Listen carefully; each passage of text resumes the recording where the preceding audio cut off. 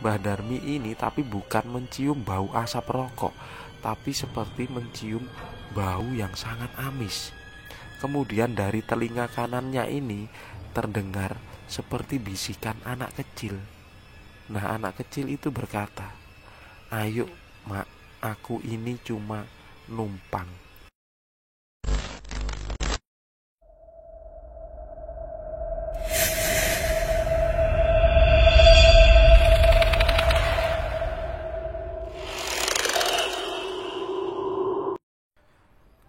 Jadi kalau Mbah Darmi ini lewat di hutan itu, kalau sudah melewati ada sebuah pohon.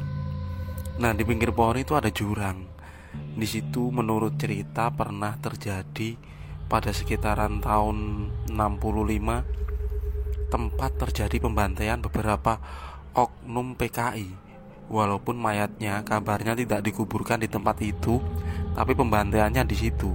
Ketika melewati daerah itu, Mbah Darmi ini selalu mengalami sedikit ketakutan, ada perasaan merinding, dan menurut beliau hawanya memang beda. Begitu sebuah cuplikan dari cerita Mbah Darmi. Ketika aku masih sekolah dasar dulu atau masih kecil, aku ini sering menginap di rumah nenekku. Walaupun sekarang beliau sudah almarhum. Rumahnya memang tak jauh dari tempat tinggal orang tuaku. Aku sering nginap di sana karena di sana kalau malam itu tidur bareng sama beberapa sepupuku. Nah, di tempat itu cukup sederhana. Jadi rumah nenekku ini merupakan rumah joglo kuno berlantaikan tanah, tapi di situ ada tempat ruang tamu yang cukup rapi. Aku sering tidur di tempat itu. Dan yang membuat aku senang itu kalau malam itu di sana itu ada beberapa teman dari nenekku atau saudaranya. Mereka ini sudah tua, selalu berkunjung di tempat itu untuk ngobrol atau bercerita tentang pengalaman-pengalaman mereka. Suatu hari ini mengingatkanku akan sebuah cerita. Waktu itu aku sedang duduk bersama seorang sepupuku. Kita duduk di sebuah bangku beralaskan dipan kayu yang diberi tutup kain. Nah, di situ aku bermain dengan sepupuku ini. Nah, di depannya ini ada beberapa kursi. Di kursi itu ada nenek, ada kakekku. Nah, waktu itu ada tamu, namanya ini Mbah Darmi bersama suaminya. Mbah Darmi ini dan nenekku, beliau ini bersaudara tapi saudara jauh, bukan dari satu kampung yang sama. Nah, waktu itu dari sejak habis maghrib mereka ini ngobrol. Nah, nenek ini menyuguhkan beberapa camilan tradisional yaitu seperti singkong rebus. Sedangkan suaminya ini ngobrol dengan almarhum kakekku yang sekarang ini sudah meninggal, sambil minum kopi dan menikmati rokok kretek. Aku sempat tidak memperdulikan percakapan mereka di awalnya, tapi ketika sudah mulai agak malam, entah kenapa percakapan mereka ini berubah menjadi sebuah kisah mistis. Nah, waktu itu Mbah Darmi ini bercerita tentang pengalamannya ketika sekitar tahun 80-an. Jadi kampungku ini berada di cukup jauh dari kota. Yang memisahkan kita dari tempat keramaian terdekat itu adalah beberapa dusun, tapi di tengahnya ini ada sebuah hutan. Nah, hutannya ini sampai sekarang pun ada dan masih terawat, yaitu pohonnya ini masih lebat. Aku baru mengerti di tempat itu ternyata itu ada beberapa cerita mistis, dan itu salah satunya diceritakan oleh Mbah Darmi. Jadi di tahun sekitar 90, tahun 80 atau tahun-tahun sebelumnya, ternyata untuk menjual hasil panen, beberapa warga di tempatku ini harus berjalan menuju ke pasar. Dan pasarnya ini jaraknya itu sekitar 7 atau 8 kilometer. Cukup jauh waktu itu. Dan menurut cerita sekitar tahun 80-an ini akses jalan ini bukan jalan aspal. melainkan sebuah jalan tanah yang ditatai beberapa batu, dan itu harus menembus hutan yang panjangnya itu sekitar 5 kilometer. Nah, sebenarnya ada kendaraan umum tradisional berupa seperti angkot kayu, tapi itu hanya ada 2 buah waktu itu. Sedangkan angkot kayu itu beroperasi sekitar jam 7 pagi, berangkat turun menuju pasar, dan mereka akan kembali lagi sekitar jam 11 atau jam 12. Tapi karena banyaknya penumpang dari atas, entah itu anak sekolah ataupun orang-orang yang membawa hasil bumi, jadi sering beberapa orang ini tidak kebagian. Makanya untuk mengakali hal itu, beberapa orang yang ingin menjual hasil kebunnya, mereka ini berangkat sekitar jam 3 pagi. Kakek nenekku pun melakukan hal yang sama ketika mereka mau menjual beberapa hasil kebunnya yang dinilai cukup mempunyai nilai jual tinggi. Itu mereka harus berjalan, tapi itu tidak sesering yang dilakukan oleh Mbah Darmi. Nah, Mbah Darmi ini mempunyai kebun kopi. Beliau ini ketika masa panen kopinya, pada zaman dulu memetiknya dengan memetik biji yang benar-benar merah. Prosesnya pun masih dengan cara tradisional. Menggilingnya pun tidak pakai mesin, bahkan menumbuknya sampai menjadi biji kopi. Nah, sedangkan suaminya Mbah Darmi ini, kadang itu beliau itu ke hutan yang tak jauh dari desa untuk memotong kayu. Nah, setelah memotong kayu itu dijadikan sebuah balok, walaupun itu menggunakan cara yang tradisional. Sedangkan balok itu nanti akan dijual ke pasar bersama dengan Mbah Darmi yang waktu itu menjual biji kopi dari hasil kebunnya. Pada waktu itu diceritakan oleh Mbah Darmi kepada nenekku pengalaman beberapa hari yang lalu. Tahunnya tidak jelas, tapi beliau ingat itu terjadi sekitar tahun 1980-an. Waktu itu Mbah Darmi dan suaminya ini sengaja berangkat jam 2:30 pagi. Perjalanan diperkirakan akan memakan waktu sekitar 2 jam. Oleh sebab itu mereka memutuskan berangkat sepagi itu, karena menurutnya setelah sampai di pasar nanti, jika itu masih pagi, maka harganya akan semakin bagus dan peluang untuk terjual itu semakin cepat. Mbah Darmi berangkat menggunakan tenggok atau senik seperti yang biasa digunakan oleh penjual jamu keliling. Kopi ditaruh di karung. Sebelumnya kopi ini ditakar. Menurut Mbah Darmi, takarannya menggunakan seperti rantang yang biasa beliau gunakan. Dan satu rantang itu beratnya itu 1 kilo. Menurut Mbah Darmi jumlahnya 28 kilo waktu itu. Kopi itu dimasukkan di karung dan ditaruh di tenggok atau senik yang beliau gendong. Sedangkan suaminya ini membawa balok kayu yang panjangnya itu sekitar 4 meter. Menurutku sebuah perjuangan yang berat waktu itu. Aku membayangkan untuk berjalan kaki tanpa membawa beban sejauh itu pun mungkin tidak mampu. Tapi tidak dengan orang-orang zaman dahulu. Mbah Darmi pun berangkat bersama suaminya menggunakan lampu dari obor pencahayaan waktu itu. Mereka berjalan. Nah, sebelum memasuki hutan, di sana ada persimpangan yang dari kiri adalah dari desa sebelah. Biasanya di sana ada beberapa orang yang menunggu teman untuk berjalan melewati hutan itu, sekedar supaya ada temannya dan bareng, supaya suasana ini sedikit ramai. Nah, waktu itu Mbah Darmi setelah berjalan sekitar 1,5 kilometer sengaja beristirahat di tempat itu. Tapi setelah menunggu sekitar 10 atau 15 menit, ternyata tidak ada orang yang mau menuju ke pasar itu. Kemudian suaminya bilang kepada Mbah Darmi, "Ya sudah mak, ayo kita jalan pelan-pelan. Kita jalan berdua saja, biar gak kesiangan nanti." "Ya sudah pak, kalau begitu." Kemudian beranjak pergi. Mereka berdua berjalan pelan.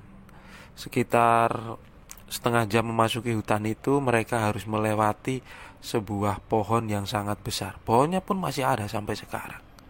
Entah kenapa pohon itu tak ditebang, walaupun pernah terjadi penebangan massal di tempat itu. Nah, di sebelah pohon itu ada jurang yang tak cukup dalam. Tempat itu terkenal angker. Banyak cerita yang mengisahkan kalau daerah itu dulu tempat pembantaian oknum PKI. Walaupun mayatnya tidak dibuang di tempat itu, tapi kadang terasa ngeri. Beberapa orang bercerita, ketika malam melewati tempat itu, mereka terdengar seperti suara jeritan orang kesakitan. Entah kenapa ketika melewati tempat itu, Mbah Darmi selalu berbicara kalau hawanya ini berbeda. Tapi karena ditemani oleh suaminya, Mbah Darmi tidak merasakan takut. Kemudian mereka terus berjalan, menelusuri tengah hutan itu. Walaupun jalanan di tempat itu tidak penuh dengan rumput atau semak belukar, jalanannya rata, tapi kanan kirinya sungguh sangat gelap. Hewan malam pun bersuara, masih terdengar jelas, jauh dari azan subuh karena jam masih menunjukkan jam 3:30 pagi. Tepat berada di tengah hutan itu, tak kunjung juga melihat ada orang yang berjalan menuju ke arah bawah atau ke arah pasar. Biasanya pasti mereka ini menemui 1 atau 2 orang. Nah, sesuatu yang aneh terjadi dengan Mbah Darmi. Menurutnya, kopi yang dia bawa di tenggok itu tiba-tiba terasa berat. Mbah Darmi sampai sempat mau terduduk waktu itu. Beliau waktu itu masih muda, tapi kenapa beban ini terasa berat? Nah, waktu itu suaminya yang melihat Mbah Darmi ini merasa keberatan, beliau bertanya, "Kenapa, Mak? Apa kopinya berat? Kalau berat sini biar bapak yang bawa." "Gak usah lah, Pak, biar aku yang bawa saja. Bapak sudah bawa kayu juga." Tapi entah kenapa tiba-tiba bulu kuduk Mbah Darmi ini berdiri, seperti beliau ini merinding, dan di tengkuk lehernya ini terasa seperti ada angin yang semilir. Beliau terus menguatkan badannya untuk membawa kopi yang dia bawa ini tadi, walaupun menurutnya ini semakin berat dan semakin berat. Nah, sekitar berjalan 50 meter kemudian, Mbah Darmi ini merasa tidak kuat. Kemudian beliau langsung duduk di pinggir jalan di tanah di tempat itu. Nah, suaminya ini sempat sedikit kaget, kemudian melempar kayunya ke bawah dan menolong Mbah Darmi. "Apa emak ini sakit? Kalau sakit ya sudah, biar aku yang bawa, daripada kamu kecapean." "Enggak, Pak, tapi kenapa kopi ini kok terasa berat? Padahal beratnya nggak sampai 30 kilo." Kemudian suaminya ini memutuskan untuk mengajak Mbah Darmi beristirahat di tempat itu. Nah, ketika Mbah Darmi ini beristirahat dan suaminya sedang duduk tak jauh dari beliau, suaminya ini sedang menghisap rokok. Mbah Darmi ini tapi bukan mencium bau asap rokok, tapi seperti mencium bau yang sangat amis. Kemudian dari telinga kanannya ini terdengar seperti bisikan anak kecil. Nah, anak kecil itu berkata, "Ayo, Mak, aku ini cuma numpang." Nah, begitu suara anak kecil itu, spontan Mbah Darmi ini menoleh ke kanan dan ke kiri. Kemudian bertanya kepada suaminya, "Pak, apa kamu mendengar suara sesuatu?" Nah, suaminya ini langsung bilang, "Gak ada, Mak, gak ada apa-apa. Aku cuma dengar suara jangkrik." "Ya sudah, ayo berangkat. Kita jalan pelan-pelan saja." Kemudian Mbah Darmi ini mengangkat kopi yang ada di gendongannya. Ketika mengangkat itu, beratnya ini tidak terlalu berat seperti sebelumnya. Kemudian beliau bersyukur karena mungkin ini sudah normal. Tapi setelah beliau ini berjalan beberapa meter, tiba-tiba berat bebannya ini menjadi seperti semula tadi. Sangat berat menurut Mbah Darmi. Tapi karena mungkin perjalanannya sudah tidak terlalu jauh, jadi beliau ini memutuskan untuk menguat-nguatkannya dan tidak mengeluh kepada suaminya, karena Mbak Darmi juga kasihan kepada suaminya yang sedang memikul kayu tadi. Tak lama kemudian mereka memasuki sebuah kampung. Kampung itu menuju ke sebuah pasar tradisional yang ada di perkotaan itu, walaupun tempatnya bukan di kota besar. Nah, mereka berjalan, jalanannya pun sudah mulai luas dan beberapa rumah ini sudah buka. Tak lama kemudian terdengar suara azan subuh. Walaupun suaranya dari jauh karena di sekeliling tempat itu belum ada musola waktu itu. Berjalan terus walaupun sangat lelah bagi Mbah Darmi. Sekitar jam 5 pagi, biasanya ketika mereka berangkat setengah 5 mereka sampai di pasar itu. Tapi waktu itu sedikit terlambat karena tadi menurut Mbah Darmi ada beberapa kendala di hutan itu. Setelah sampai di pasar itu, mereka berpisah. Mbah Darmi ini menuju ke Tengkulak, biasanya langganannya untuk membeli kopi atau hasil kebun yang biasa Mbah Darmi bawa. Sedangkan suaminya menuju ke ujung sebelah kanan, di mana dia biasanya menawarkan balok kayu yang dia bawa. Mereka berpisah di tempat itu. Setelah itu Mbah Darmi ini menuju ke tempat toko. Pemiliknya adalah seorang etnis Tionghoa. Nah, menurut mereka pada zaman dahulu semua perdagangan di pasar untuk pengelolaannya toko-toko besar atau tengkulak ini memang dari dulu sudah kebanyakan orang etnis Cina. Waktu itu Mbah Darmi menyapa, "Ini bos, aku bawa kopi, tapi tidak terlalu banyak karena hasilnya sebagian belum kering aku jemur." "Oh ya sudah Bu, bawa ke sini." Menurut bosnya atau orang Cina tadi sebagai pemilik tempat pengepul kopi di tempat itu. Kopi pun ditaruh dan ditimbang. Nah, waktu itu Mbah Darmi mengambilnya dari tenggok yang dia bawa, masih di dalam karung dan ditaruh di sebuah timbangan manual. Di situ timbangannya ketika menaruh beban ke 50 kilo ternyata belum cukup. Nah, sedangkan bosnya ini kaget, "Loh, kopi segini kok 50 kilo lebih? Jangan-jangan kamu taruh batu di dalamnya, Mbok?" Begitu kata orang itu. "Loh, aku nggak ada naruh apa-apa. Ini cuma kopi. Kalau nggak percaya kamu tumpah." Kemudian pembelinya itu menumpah kopi itu di lantai dan memang ternyata murni hanya ada biji kopi. Kemudian ditaruh lagi dan dipindah di timbangan. Tapi sama saja karena bebannya ini 50 kilo lebih. Mbah Darmi pun heran, tapi tidak mau ada perselisihan lagi. Bosnya itu tetap membeli dengan sesuai berat yang ada di timbangan itu. Sempat heran dan tidak percaya, tapi karena sudah beberapa kali pindah timbangan dan hasilnya pun sama. Menurut Mbah Darmi, beratnya itu 1,5 kali lipat lebih banyak daripada yang dia takar di rumah. Nah, kejadian itu pun disampaikan kepada suaminya. Karena tak beberapa lama suaminya pun sudah berhasil menjual kayu balok yang dia bawa. Akhirnya mereka bercerita sambil duduk di pinggir pasar itu. Kemudian suaminya ini bilang, "Apa yang kamu bawa tadi ya, Mak? Kok bisanya nambah beratnya segitu?" "Aku gak tahu Pak, tapi yang jelas beratnya ini sudah dari pas kita masuk di pertengahan hutan tadi. Aku sempat mendengar suara anak kecil. Dia cuma mau numpang digendong aku. Tapi aku sempat mencium bau yang amis Pak waktu itu." "Ya sudah Bu, mungkin ini rezekimu." Kemudian mereka menunggu mobil angkot atau mobil angkutan ke arah desanya pada siang itu. Setelah kejadian itu mereka pulang. Dan kejadian itu pun diceritakan sebagai sebuah pengalaman kepada nenekku waktu itu.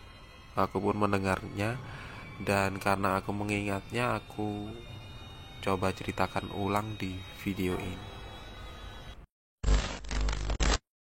Dari cerita ini dapat diambil sebuah kesimpulan bagaimana beratnya orang-orang zaman dahulu untuk mencari uang. walaupun tujuannya semuanya untuk menghidupi keluarga. Tak jauh beda dengan sekarang. Mungkin sekarang bedanya semua agak jauh lebih mudah dengan pembangunan yang lebih baik. Tapi dari itu semua kita harus menghargai perjuangan setiap orang tua. Doakan yang sudah meninggal, ingat sisi baik dan pesan serta nasihatnya. Maaf untuk video ini suaranya agak bindeng gara-gara pilek. Terima kasih buat teman-teman yang sudah mampir, sudah nonton. Komen ya kalau ada kekurangan, soalnya masih belajar. Subscribe, share juga boleh. Terima kasih dan wassalamualaikum warahmatullahi wabarakatuh.